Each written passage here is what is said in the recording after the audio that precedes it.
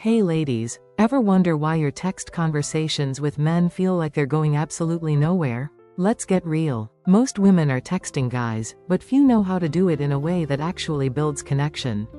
Instead, you end up in this endless loop of meaningless back and forth.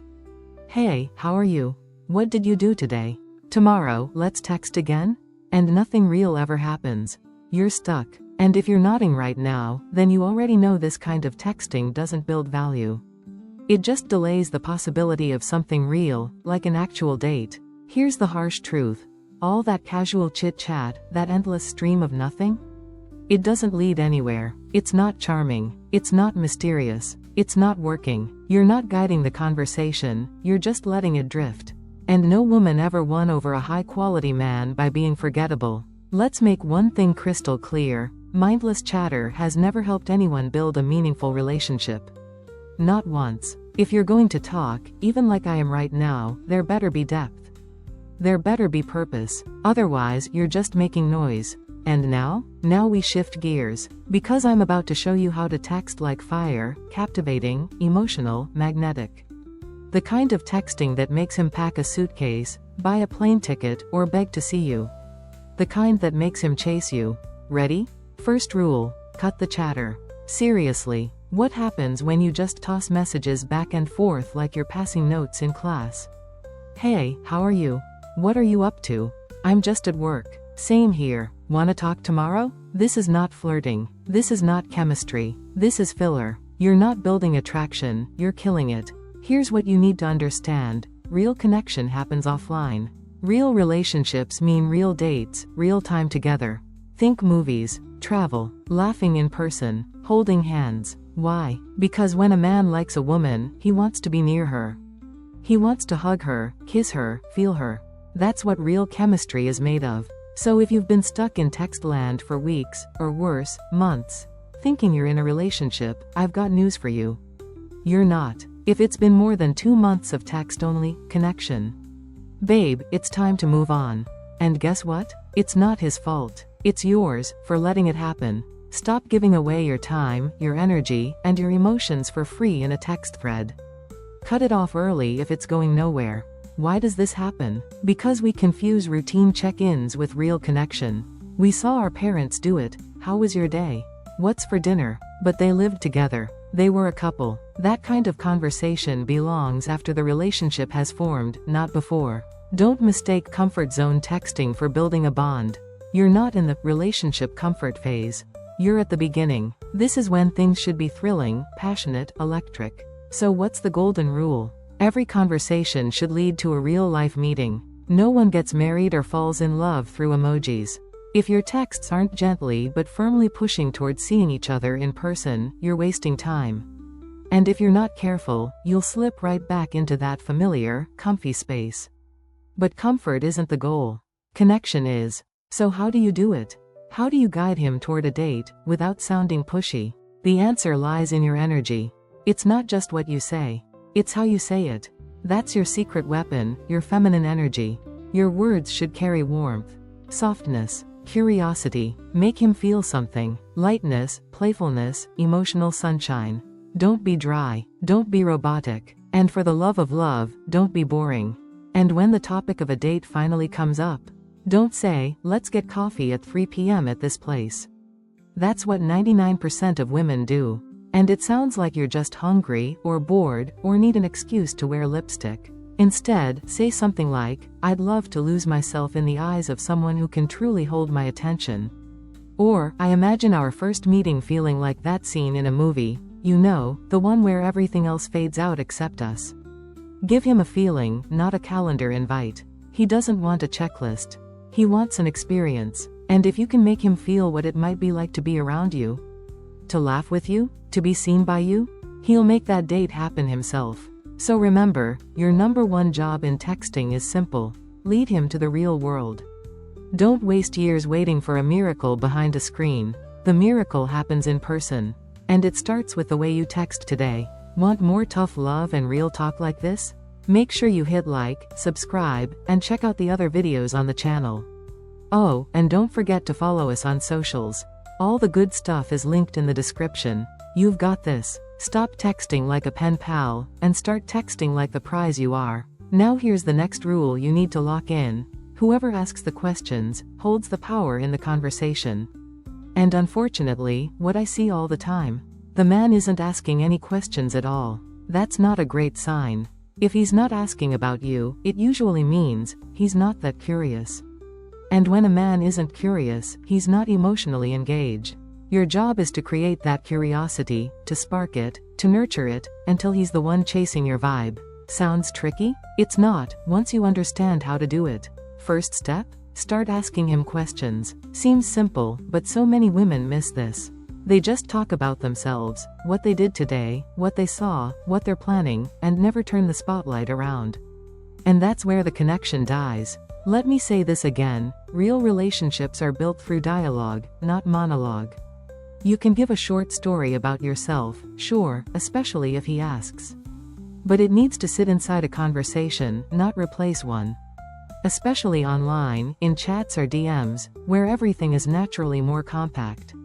Keep it tight, keep it emotional, but always circle it back to him with a question. This is what shifts the energy from one-sided to shared. You're not writing an autobiography.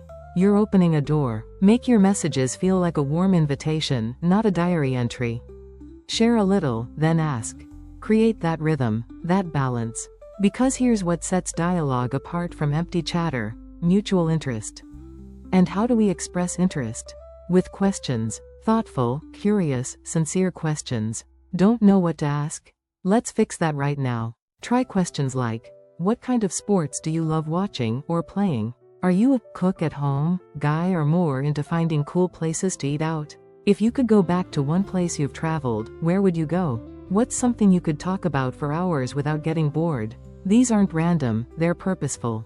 They help you find the topics that light him up.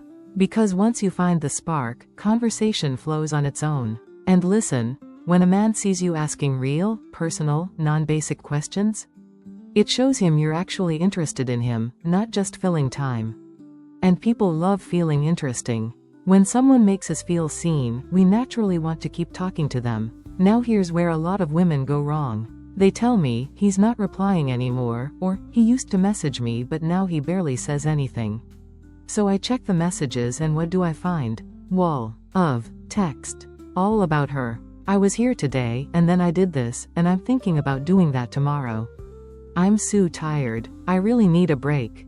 And so on. Meanwhile, not one question for him. That's not a conversation. That's a performance. And eventually, the audience gets bored. Worse, you're pouring out your energy. You're investing in him, giving your time, your vibe, your attention. And he's just soaking it up, enjoying the ego boost. Because let's be real, guys love attention. They'll take it from as many women as they can. Natasha, Tanya, Marina, all sending their energy, hoping maybe he'll finally ask one of them out. But he won't. Why? Because he's already getting what he wants. Your energy, for free. This is why you need to ask questions, almost every time you message. A good question doesn't just keep the conversation going. It pulls him in. Let's say he sends, hey, I'm good, just working late today. That's a statement. If he doesn't ask you anything, what are you even supposed to reply to? Now flip it. Imagine you message him, crazy day, but I finally got a minute to breathe. Quick question though, are you a night owl or an early riser? Boom. Instant reply opportunity. He doesn't have to think. He just responds. And now you're back in flow. But a word of caution, don't overload. Asking 5 questions at once? Way too much. That's not engaging, it's overwhelming. He's not filling out a personality quiz. Instead, stick to 1 or 2 questions per message. Make them from different angles. One about hobbies, one about travel. One about food, one about tech. That way, you're casting a wider net. Something will land. And when it does, that's your thread to pull. Questions are the key. Use them wisely, and you won't be left on read. You'll be the one he can't wait to respond to. And now for the 5th point, one that's seriously powerful: message hooks. This is next level stuff, and if you've made it this far, you're ready for it. Hooks are the secret sauce of great texting. They're how you make a man want to come back to your messages, again and again. They keep things interesting, personal, and emotionally engaging. Without hooks, your conversations fizzle. With them, You stand out from every other woman in his inbox. Let me give you a real example.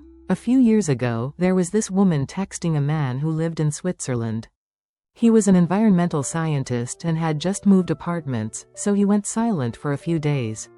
When he finally replied, she sent a message like this: "Oh, so you finally returned. I suppose I'll forgive you, but only if you bring me coffee in bed." Playful, cheeky, so far, so good. But then, things took a turn. She launched into a long message about her 2 sons, their school drama, what worked, what didn't. Next paragraph? Real estate in Cyprus. How her friends live there, how she's on an email list about investing in property. Then she started talking about her hobbies, knitting, crafting, random creative projects. And finally, she ended with how tired she is of her job and how she's thinking about switching careers. Then she hit send. A detailed message, sure. But guess what? He didn't respond. She came to me and said, why didn't he write back? I don't get it. So I asked her a few simple questions. Is he from Cyprus? No, he's Swiss. Does he work in real estate? No, he's an environmentalist. Does he have kids? Nope. Then what exactly was he supposed to respond to? He had written her a thoughtful message about his move, his work in ecology, and life in Switzerland. Instead of engaging with any of his topics, she spun off into a monologue about things that had nothing to do with him. That's the problem. She missed the hooks he gave her. And that's why her message, despite being long and interesting, went nowhere. Let me make this clear. A hook is a moment in a message that invites a response, that opens a door, that creates connection. In that Swiss guy's message, the hooks were obvious. His job in environmental science, moving to a new apartment, his life in Switzerland. That's where she could have grabbed on. Maybe asked about the view from his new place. Or what inspired him to work in ecology. Or how he feels about living in such a structured, nature-filled country. Instead, she sent 5 mini-stories about her life, none of which he could relate to or build a conversation around. This is what I call disconnected dialogue. You're sending information, but not making it conversational. And when that happens, the guy has no idea what to do with your message. Here's another example. A man once wrote to a friend of mine who, by the way, is now happily married with 2 kids. He said, I travel often to Italy. I'm a perfumer. I collect scents and love exploring Asia for rare floral notes. I once took the Orient Express through Italy. And I absolutely adore Italian cuisine. And she turns to me and says, what do I write back? I'm like, are you kidding? That message is loaded with hooks. Travel, perfume, scent exploration, the Orient Express, food, 5 golden topics you could build a response around. So what should she have done? She could have picked just 1 or 2. Wow, the Orient Express? That sounds like a dream. Did it feel as luxurious as the movies make it seem? Or, you're a perfumer? That's such a romantic profession. Do you have a favorite scent that instantly lifts your mood? That's all it takes. You don't have to respond to every hook, just 1 or 2. That's enough to build rapport and keep the rhythm going. And yes, it's totally fine to sprinkle in a bit of your own story, your aces, as I like to call them, the unique things that make you unforgettable. But don't overload. Your message should feel like a light, intriguing exchange, not a blog post. I'll be breaking down how to keep your messages the right length and emotionally flavorful in the next video, along with some secrets on how to give your number in a way that actually makes him want to use it, so it doesn't just disappear into the contact graveyard on his phone. Ladies, there are hundreds of tiny tricks like these, subtle moves that turn a simple chat into the beginning of something real. Because let's face it, there are plenty of beautiful women out there. There are plenty of smart ones, too. But women who know how to subtly and skillfully weave connection into every word they type. They're rare. Be that woman. Make sure you subscribe to the channel, give this video a like, and if you picked up something new today, drop it in the comments. What part of this really clicked for you? Let's keep making your conversations unforgettable.